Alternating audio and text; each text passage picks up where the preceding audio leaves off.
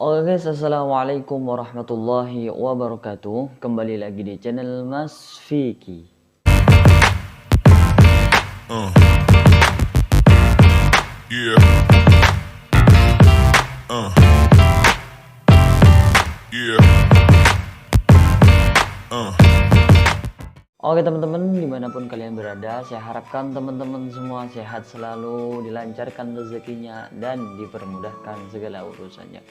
Amin amin Allahumma amin. Oke teman-teman, seperti biasa, bagi yang baru gabung di channel Mas Vicky, jangan lupa like, comment, and share, dan jangan lupa subscribe, nyalakan notifikasi loncengnya agar dapat video terbaru dari Mas Vicky. Oke teman-teman, kali ini saya akan mencoba mereaction salah satu video ceramah dari Al-Ustadz Adi Hidayat. Mau tahu videonya? Mari kita play videonya bersama-sama. Let's go. Saya mau melamar anak bapak, Pak. Masya Allah. Hafal berapa juz? Tanya dulu. Ya Alhamdulillah, Pak. Saya sedang berusaha. Sampai saat ini 30 juz. Yang lancar apa? Al-Ikhlas. Gak apa-apa. Aku khawatir karena aktivitasmu itu begitu padat dengan dunia. Saya khawatir anak ini yang telah terbiasa tahajud jadi kehilangan tahajud. Yang telah terbiasa baca Al-Quran kehilangan kebiasaan baca Al-Qurannya. Audio dakwah. Jadi kalau Allah sudah menginginkan seorang hamba jadi baik, itu bukan tampak pada dunia yang diberikan. Dunia bisa menjadi tanda kebaikan kalau dunia itu bisa mendekatkan Anda dengan Allah.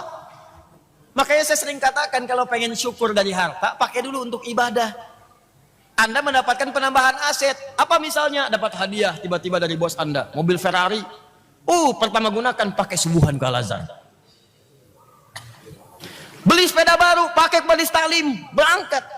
Syukuri dulu sehingga ketika dihisap, hisapnya ringan.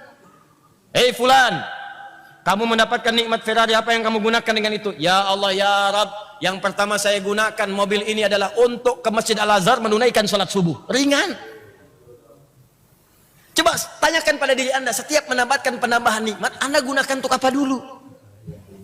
Di kadang-kadang dapat mobil baru, pakai tamasya, taman safari, Ragunan, yang ngelihat cuman onta,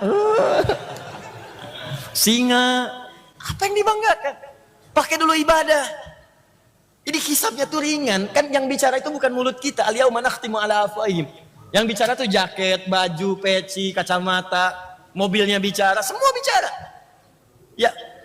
Idza zulzilatil ardu zilzalaha wa akhrajatil ardu athqalaha wa qala al-insanu mala yauma idzin tuhadditsu akhbaraha. Semua yang kita pijak itu bicara. Mengabarkan kepada Allah apa yang kita lakukan terhadap tempat-tempat dan barang-barang itu. Makanya kalau pengen ringan, pakai untuk ibadah dulu. Nih ya, contoh ya, pulang ke rumah, buka tuh lemari pakaian. Coba lihat di pakaian itu, ada nggak yang belum pernah dipakai ibadah? Pakai dulu supaya ringan hisabnya. Kaos, belum pernah dipakai ibadah. Minimal pakai sholat sunnah. Dapat kaos bola, pakai dulu sholat sunnah. Setelah itu baru main bola. Apa-apa. Silahkan, kan? Jadi enak, nikmat teman-teman sekalian. Itu indah. Itulah tanda kebaikan. Nah, di antara tanda kebaikan itu puncaknya adalah kalau ada orang-orang, kata Nabi, ini kata Nabi loh, bukan kata saya. Kalau kata Adi Hidayat boleh ditinggalkan. Tapi kalau Nabi yang bicara, apa yang keliru? Kata Nabi, kalau Allah sudah cinta pada seorang hamba, maka orang itu akan diberikan dorongan di hatinya untuk mau belajar tentang agamanya. Datang ke majelis ilmu. Masya Allah, saya ucapkan selamat kepada Anda. Di antara sekian hamba Allah yang hidup sekarang, yang bertebaran di muka bumi, beraktivitas, ada yang sedang tamasya, ada yang ke Lembang, ada yang ke Bandung, ada yang ke Puncak, ada yang ke macam-macam weekend. Ternyata cuma Anda yang digerakkan oleh Allah datang belajar ke sini. Ini kan tanda kebaikan. Tanda kebaikan. Jadi kalau Allah menginginkan Anda jadi baik, kenapa Anda tidak mengambilnya? Allah saja pengen Anda baik, kenapa Anda tidak senang dengan itu? Maka ini tanda kebaikan. Maka dari itu kalau ada majlis-majlis ilmu, taklim, pengajian-pengajian, cepat kejar. Boleh jadi itulah tanda kebaikan yang Allah inginkan melekat pada diri Anda. Jadi kalau Allah sudah inginkan baik, jangan turunkan. Ini kadang-kadang Allah naikkan, Anda yang turunkan. Misal, maaf. Sholat berjamaah dengan sendirian, lebih banyak mana pahalanya? Berjamaah. Berjamaah di masjid dengan sholat di rumah, mana banyak pahalanya? Di masjid. Anda subuh ke masjid, kenapa zuhurnya nggak ke masjid lagi? Anda subuh berjamaah, kenapa zuhurnya sholat sendirian? Jadi kalau Allah sudah naikkan level Anda jangan turunkan lagi. Malam ini Anda tahajud, kenapa besoknya jadi nonton bola? Tapi kan saya penasaran Ustadz, apakah Manchester City bisa mengudeta Liverpool lagi atau tidak? Anda ini gimana? Katanya pengen ke surga, itu kan? Paham ya? Nah, ini poinnya. Kemudian yang terakhir, saya tutup. Waqala sallallahu alaihi wasallam, dan Rasulullah SAW juga pernah memuji orang-orang ahli ilmu dengan bersabda, ini hadisnya ada di Ibnu Majah.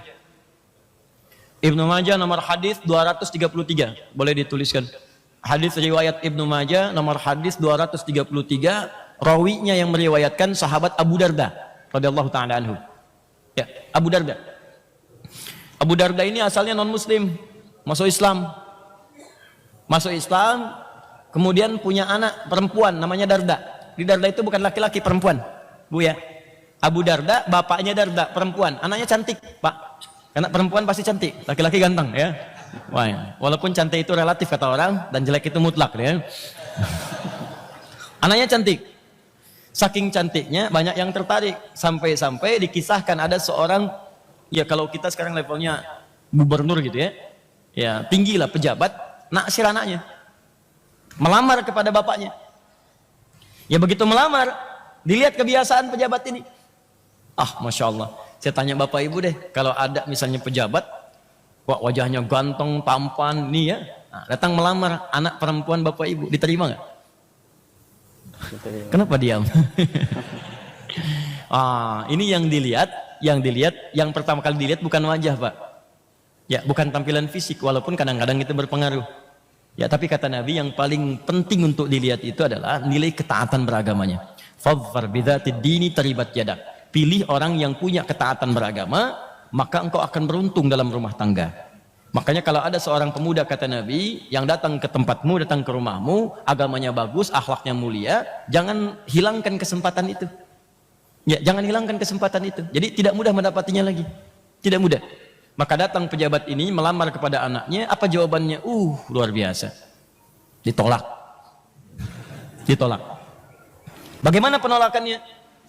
Aku khawatir karena aktivitasmu itu begitu padat dengan dunia.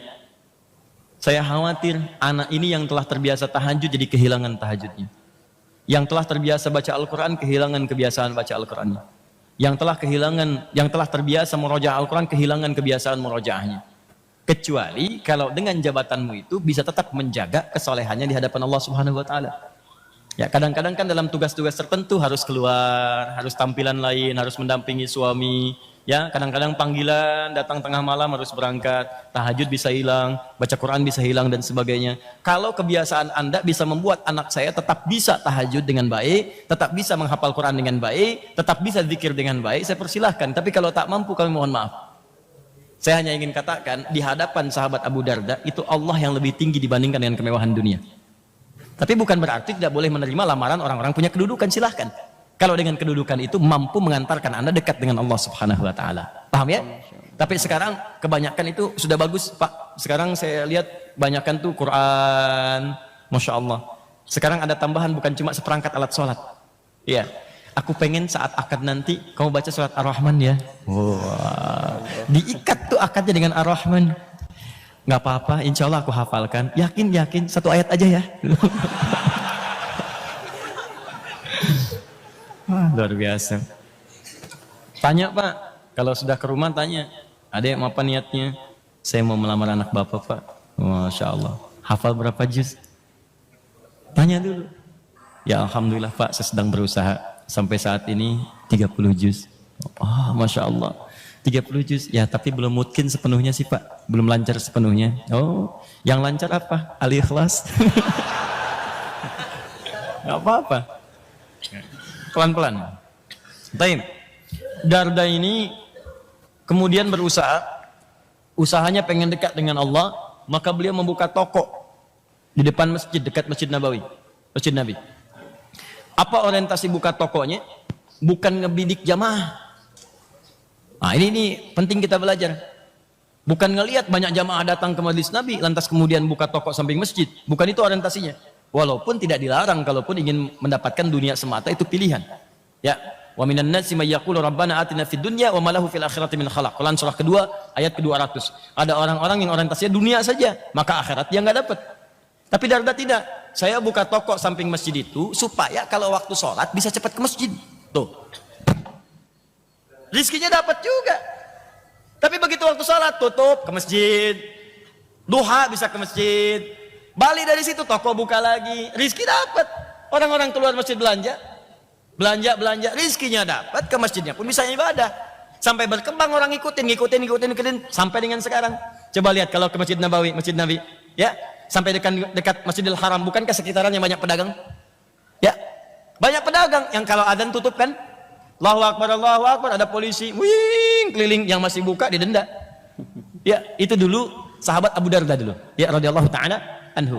Nah, yang paling menarik, pedagang punya toko, anaknya soleha, dan masih sempat belajar hadis Nabi Sallallahu Alaihi Wasallam. Dia tidak salah nih kalau tadi saya masuk lingkungan sekitaran masjid, ada yang dagang, ada yang jualan, ada yang nasi bakar, nasi goreng, ada yang jualan ini jualan itu, boleh silakan. Tapi kalau anda ingin mengikuti sahabat Abu Darda radhiyallahu taala anhu, waktu sholat ke masjid, ada taklim catat, dari luar catat. Bukan cuma dagangan yang dicatat. Jadi begitu mau belanja kepada anda pun punya hadisnya. Masya Allah, Pak, tadi serius kah belajar dengan Ustadz? Jangan cuma makan nasi goreng aja, ya. Anda yang jualannya begitu dihidangkan. Qala Rasulullah sallallahu alaihi wasallam. Wah, indah. Khudh bi yaminika ma yalik. Makan dengan tangan kanan, Pak. Jangan lupa ya, baca bismillah. Tuliskan. Kalau bisa di piringnya tuliskan. Pengen pahala, baca bismillah. Wah, indah. Jelas ya? Jelas. Oke guys, itulah video tadi dari ceramah Al-Ustadz Adi Hidayat. Semoga dari video tadi menjadikan pelajaran bagi kita semua dan menjadikan ilmu yang bermanfaat dan berguna bagi agama dan bangsa. Oke guys, assalamualaikum warahmatullahi wabarakatuh.